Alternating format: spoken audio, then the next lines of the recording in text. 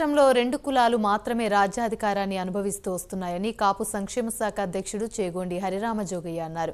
కాపులు, బడుగు, బలహీన వర్గాలు, దళితులు, మైనారిటీలకు రాజ్యాధికారం దూరంగానే ఉందని పేర్కొన్నారు. కాపులకు మేలుకొలుపు అంటూ కాపు సంక్షేమ శాఖ అధ్యక్షుడు చేగొండి హరిరామజోగయ్య లేఖను విడుదల చేశారు.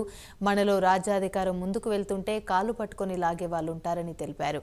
గతంలో మెగాస్టార్ చిరంజీవి రాజ్యాధికారం కోసం ప్రయత్నం చేశాడని, కానీ సఫలం కాలేదని హరిరామజోగయ్య ఆవేదన వ్యక్తం చేశారు. ఇప్పుడు పవర్ స్టార్ పవన్ కళ్యాణ్ రాజ్యాధికారం దిశగా అడుగులు వేస్తున్నారని వెల్లడించారు.